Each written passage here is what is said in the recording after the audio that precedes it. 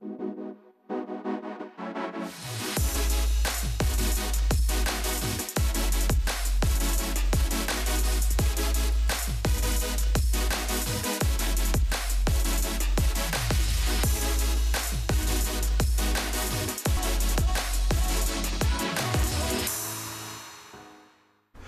retour sur le plateau de votre quotidienne et KNF, c'est tous les jours, midi, 18h, 23h, sur la chaîne numéro 23 de votre satellite, mais aussi sur la chaîne numéro 7 de la box SFR.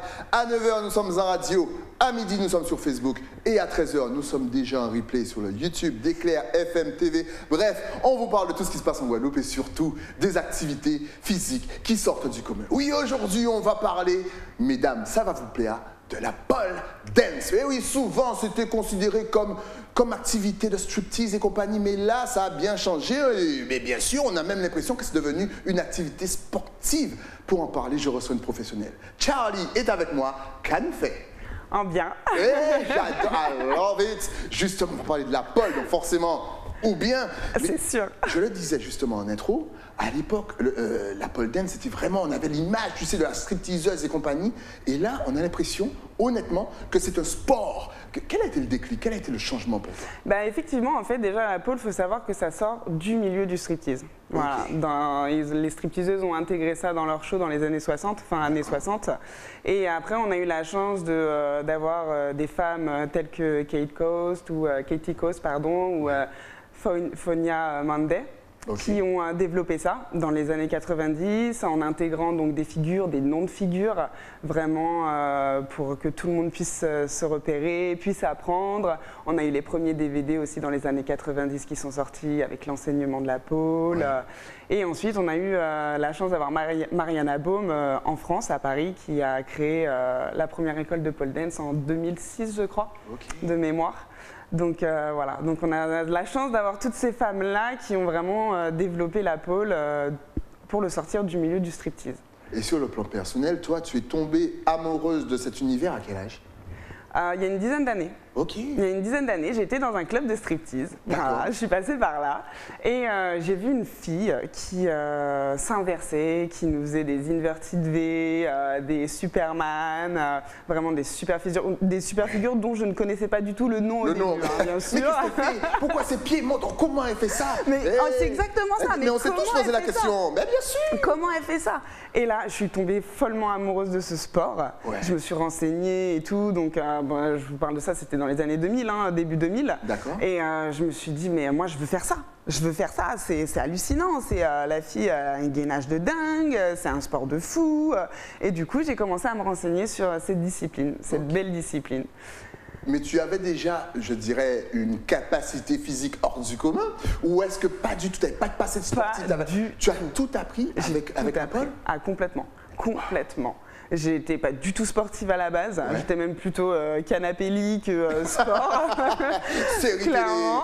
Ah ouais, clairement. Okay. Et c'est vrai que quand j'ai découvert ça, je me suis dit, mais waouh, mais c'est un sport complet en fait. C'est souplesse, gainage, coordination. On travaille aussi pas mal de petites chorés et tout quand on fait des petites prestations à l'extérieur. Ouais. Donc non, vraiment, c'est un sport très très complet. Ah oui, moi je ne vais pas vous mentir, moi j'essaie de faire 2-3 figures, hein, parce que, comme elle a dit et répété, c'est du gainage, c'est de la souplesse, c'est franchement hyper physique. Justement, il y a eu un petit déclic en Guadeloupe, avant cette sorte de Covid, il y a à peu près 5 ans, effectivement, limite toutes les femmes allaient faire de la pole. Non pas pour être un petit peu plus, mais vraiment pour le côté sport. Là encore, selon toi, quel a été le déclic en Guadeloupe? Puisque, mine de rien, on va pas se mentir, ça reste un petit peu tabou. Pour vous, ça reste striptease et compagnie. Alors que non, les femmes, elles ont déjà fait le switch. Elles savent que c'est un sport, mais quel a été le déclic? On a eu la chance d'avoir une des pionnières en Guadeloupe qui s'appelle Inès Thénard, qui elle a créé Pole Dance Guadeloupe il y a un petit moment de ça.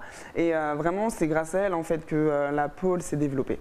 Voilà, très clairement. Et elle a réussi à développer ça et à faire en sorte que les gens ne voient plus ça comme du striptease, mais vraiment comme de la pole dance, quoi.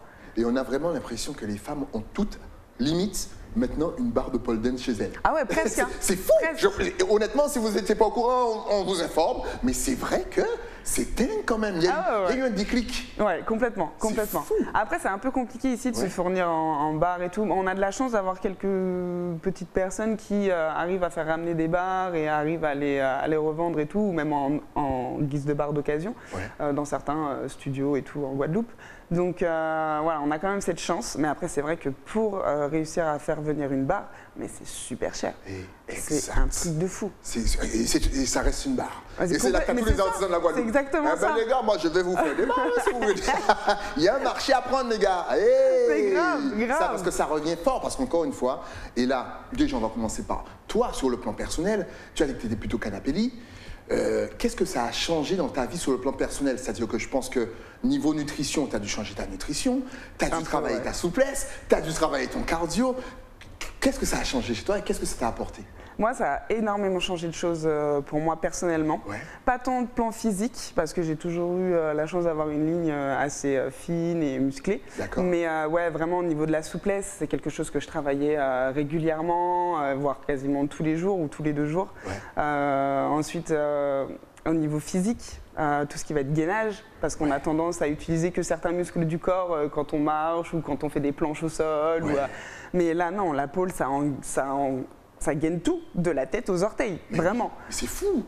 Franchement, regardez ça. Regarde, essayez de prendre une barre et de faire ça chez vous. C'est énorme. Et tu as appris à maîtriser tout ça en combien de temps à peu près? On va pas te demander en combien de temps tu es devenu une professionnelle, mais en combien de temps tu as réussi, tu sais, à faire certaines figures assez complexes? Alors moi, je suis une grande acharnée. Quand je me lance dans quelque chose, je me lance. Donc en 2 heures, c'était réglé. En une semaine. En une semaine, j'étais une professionnelle. Non, vraiment, je suis quelqu'un de... ouais, quand je me lance un défi, c'est pour y aller jusqu'au bout. Et à la base, j'étais partie pour faire les championnats de France. D'accord. Et malheureusement, en Guadeloupe, on n'avait aucune école qui était affiliée à la Fédération française de danse. Et il faut absolument avoir une licence B pour pouvoir faire ces championnats-là.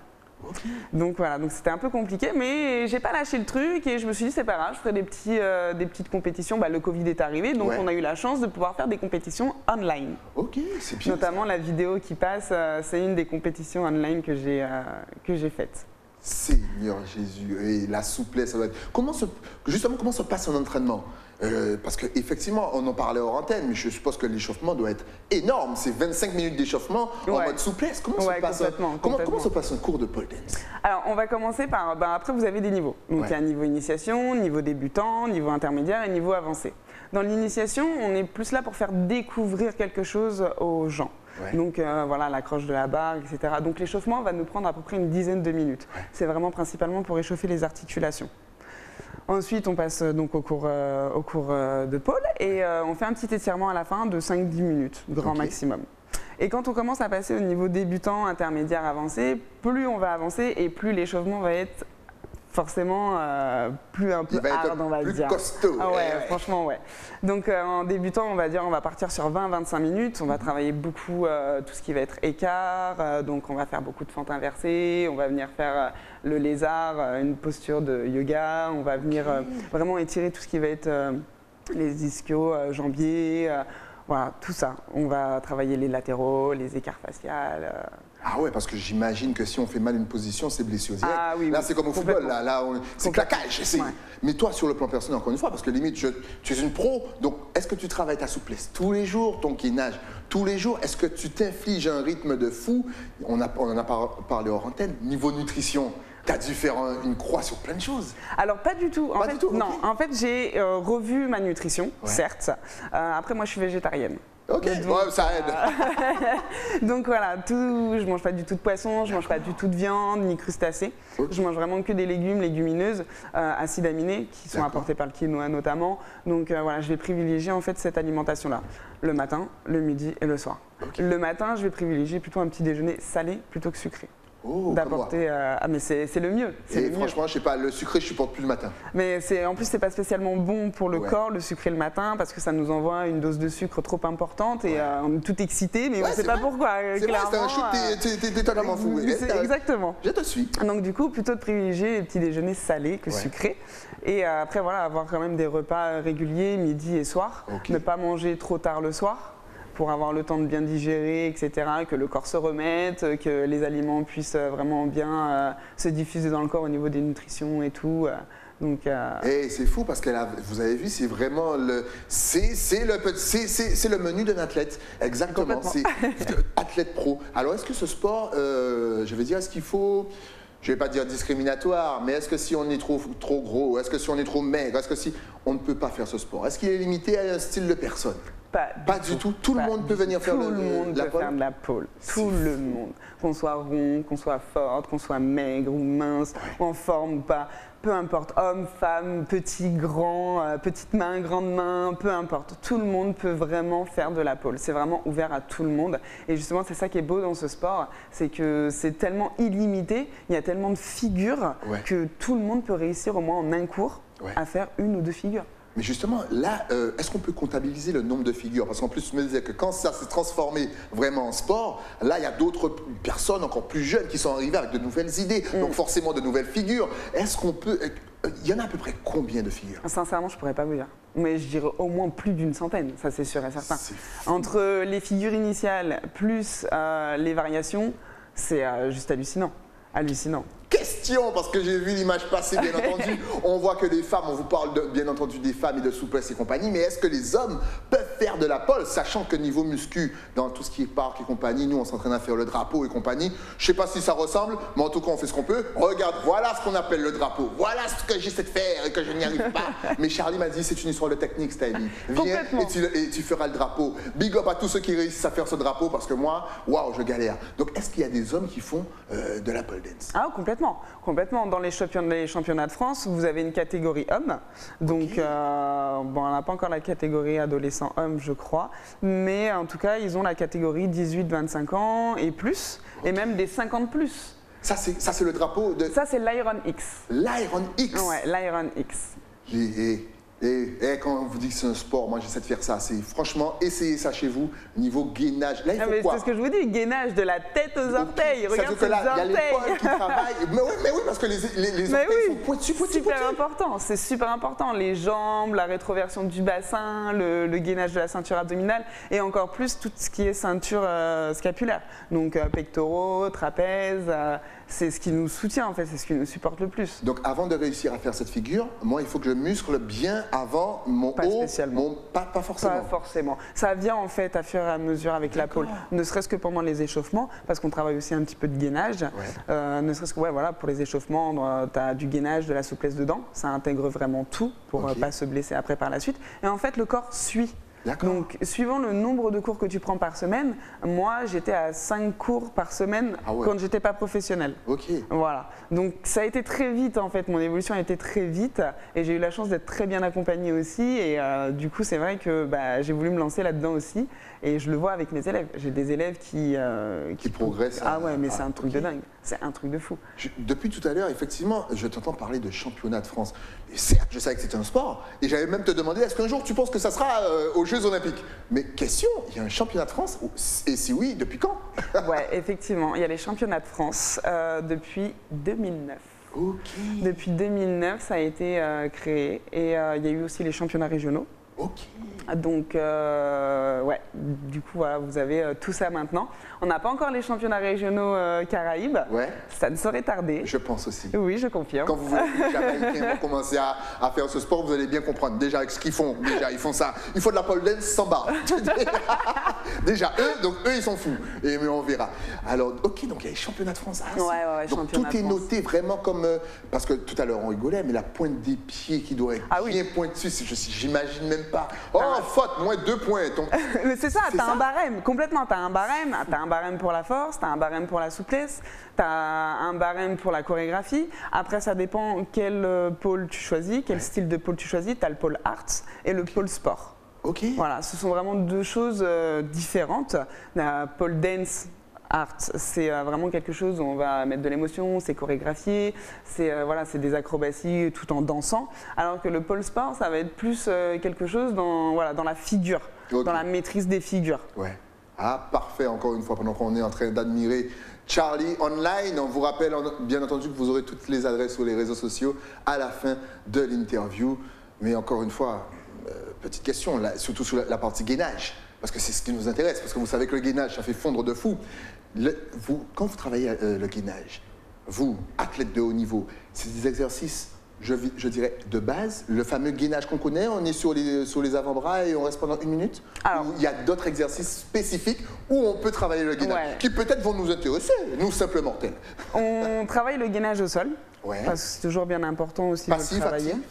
Actif, toujours actif. Toujours actif? Toujours actif. Alors actif, c'est quand vous êtes donc au sol, comme vous connaissez, et que vous faites genre des mouvements avec vos pieds, le genou va rejoindre le coude, etc. Exact. Et on fait aussi des mouvements à la barre. Parce que le gainage au sol, c'est quelque chose de très bien, mais quand on pratique la pole dance, c'est mieux d'avoir un gainage adapté à la pole. Donc le corps en fait ne va pas se positionner pareil, les muscles ne sont pas non plus sollicités de la même façon qu'au sol. Et nous en plus, enfin moi personnellement dans mes échauffements et même en plus, j'ai intégré le fit-up. Le fit-up? Ouais, le fit-up. Le fit-up en fait ça va être un siège, c'est allemand. C'est sacré allemand. Ils nous sortent toujours des trucs, les fentes, ils sortent toujours des trucs. Mais grave. C'est fou ça. Mais... Vous pensez qu'au sport les gars? C'est pour ça qu'ils sont si balèzes. Ouais, c'est ça. Hey, allez jouer en Ligue des Champions contre une équipe allemande, vous verrez, ils vont vous faire galérer. Du coup, en fait, le fit-up, c'est vraiment un siège pour nous aider. À la base, on l'utilise dans le yoga. Nous, en pôle, comme pour tout, on dérive tout à notre avantage. J'attends, je vais me mettre à la pôle. C'est grave, je t'attends avec plaisir. Surtout pour le drapeau. Et ça fait 10 ans que j'essaie de faire le drapeau. 10 ans. Attends. Un jour, il va venir avec une barre au centre. Je te jure, fais-moi faire le drapeau. Comment les mains doivent être? Elles doivent comme ça, comme ça. En tout cas, le fit-up. Voilà. Et du coup, en fait, le fit-up, c'est vrai que ça aide aux inversions. Pour les gens qui ont peur de se mettre la tête en bas, c'est vraiment quelque chose de super utile. Et ça travaille également le gainage. Le gainage, la rétroversion du bassin qui est très importante en pôle, qui nous aide vraiment à passer peut-être dans 80% des figures.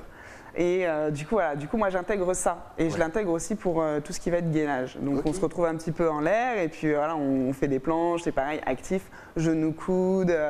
C'est super intéressant, c'est super intéressant. Et c'est une discipline, le fit-up, que malheureusement personne ne connaît encore en Guadeloupe, qui j'espère va se développer. Mais voilà, parce que c'est vraiment super intéressant. On arrive à faire des trucs qu'on n'arriverait pas à faire au sol, quoi, clairement. Tu l'as très bien dit, vous êtes beaucoup la tête en bas. Est-ce que ça pose des problèmes sur le long terme? Et surtout, moi, quand je fais l'ATR, je suis sur les mains. Au bout de quelques secondes, moi, ma tête, je vois des étoiles. Est-ce qu'on s'habitue à ça? Complètement. C'est vrai? Complètement. Tu peux rester la tête en bas combien de temps? Comme ça, moi, je reste 4 secondes comme ça, mais 10 secondes, au bout d'un moment, voilà. Tu peux faire des chorés. Après, suivant les chorés que tu fais, tu essayes de mettre des figures un peu la tête en bas, un peu la tête en haut pour essayer de reprendre. Mais moi, la tête en bas, je peux rester facile, 5-10 minutes, quoi. Ça me dérange absolument pas. Bon? Ouais. Et voilà, mais nous sommes des simples mortels. Justement, quelles sont les positions les plus compliquées à réaliser? Souvent, on vous regarde et on se demande, mais où est-ce qu'ils tiennent la barre? Comme la jeune fille qui était en short tout à l'heure, elle m'a donné l'astuce, mais c'est fou quand même cette impression d'avoir une barre mais de ne pas la tenir. Donc déjà, première question, quelles sont les positions les plus compliquées? Moi, je dirais les positions les plus difficiles. Il n'y a pas vraiment de position vraiment très difficile. Celles qui vont me donner plus de points au championnat de France. Celles qui peuvent donner plus de points, ça va être plus dans la souplesse, dans la force. Donc tu vas avoir tout ce qu'on peut appeler le Bird of Paradise. Le Bird of Paradise. Ça ressemble à quoi à peu près? C'est une figure, on se retrouve la tête en bas. On l'a la tête en haut et la tête en bas. Moi, je le préfère tête en bas. Ben oui, toi on a compris. Voilà. Elle c'est 5-10 minutes. Elle c'est le monde inversé. Elle c'est l'ultiverse, Doctor Strange. Complètement. Et du coup voilà, on va venir un petit peu se contorsionner au niveau du dos et on va ramener une jambe en fait et lâcher la barre de l'autre jambe. Donc du coup on se retrouve en écart, mais on a juste le coude en fait qui va tenir la barre.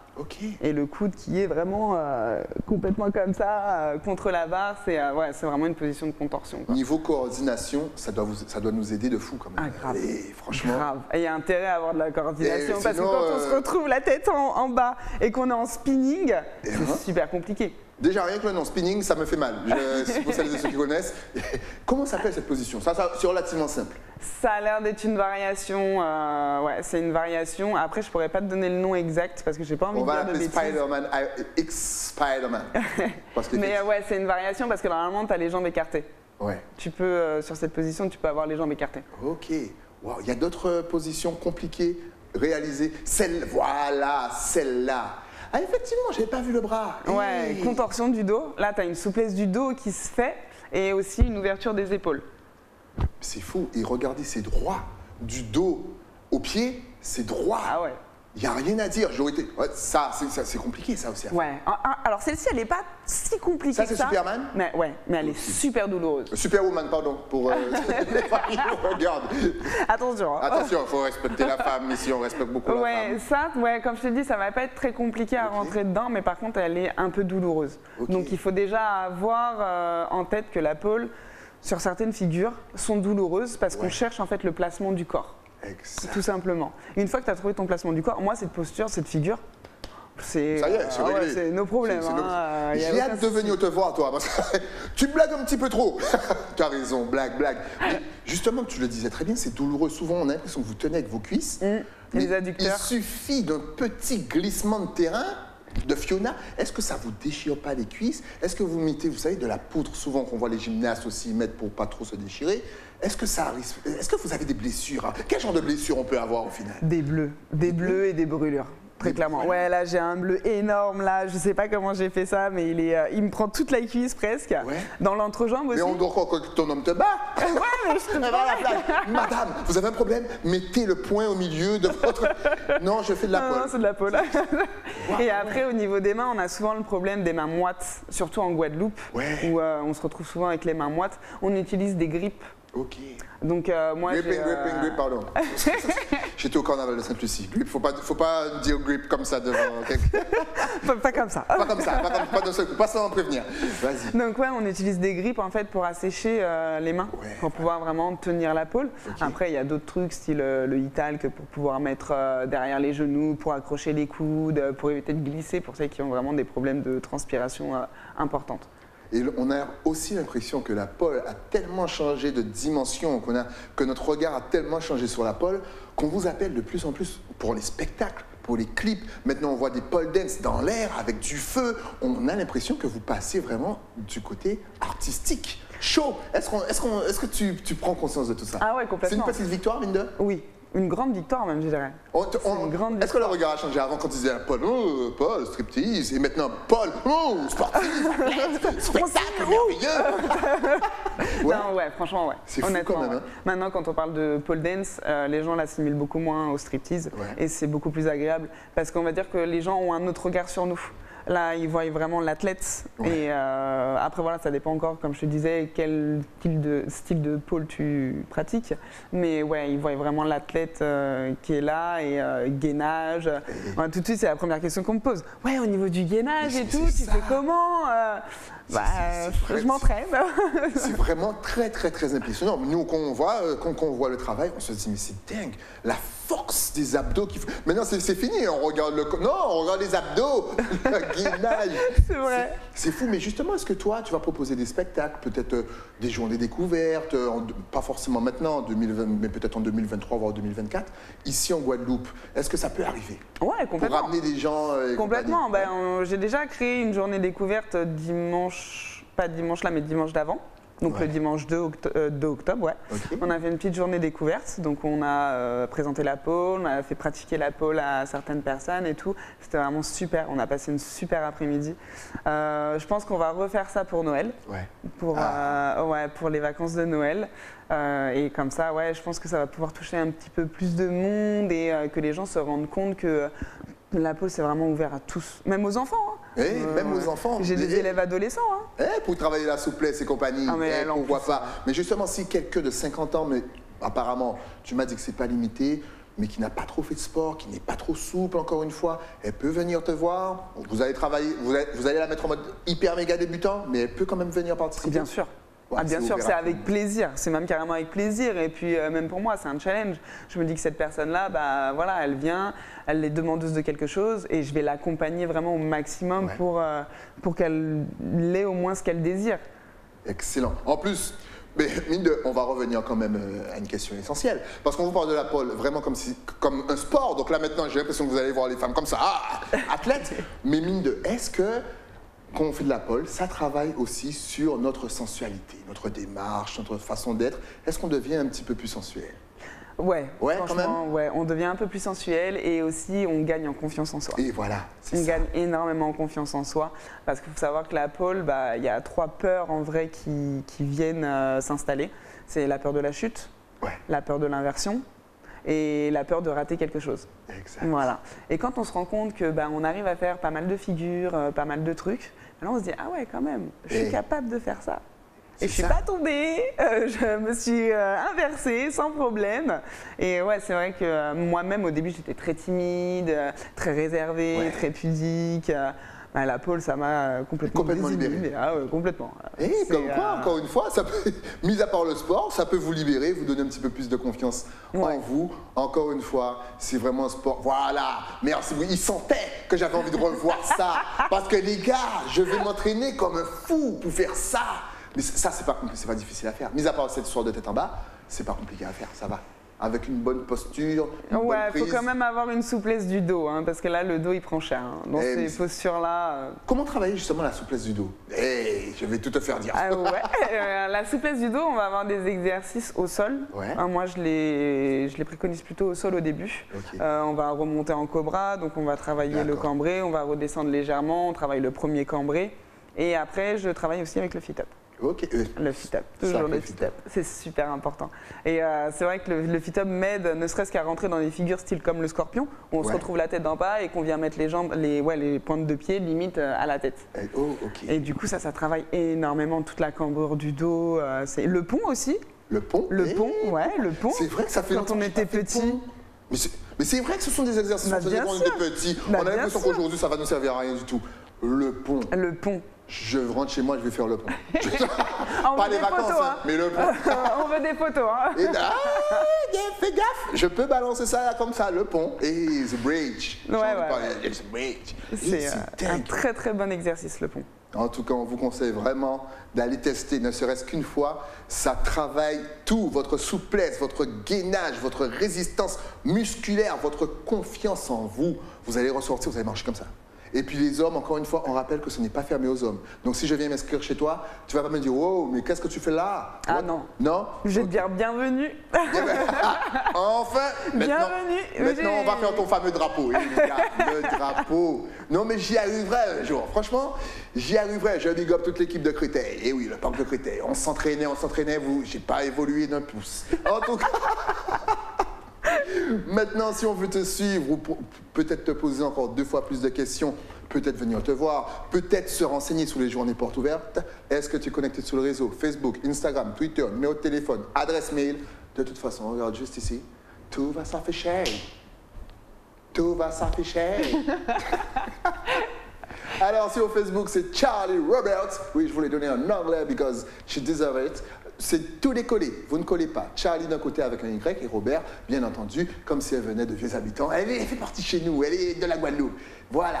Sur Instagram, Paul sans chapeau, .dream.studio 971 et bien sûr le numéro de téléphone 06 90 68 23 40. Si vous êtes à la radio et que vous n'avez rien compris à ce que je viens de dire, replay à 13h sur YouTube d'Éclair FM TV ou sinon, il vous reste encore les best-of du week-end. On se fait plaisir pour un sport comme celui-là. Moi, je suis fan.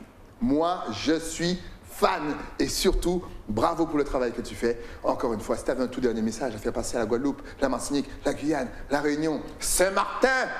On salue Saint-Martin pour la pole dance. Vous comprenez. Anguille, Antilles, Barbade, Dominique, Haïti, etc., etc. Ta caméra est juste là.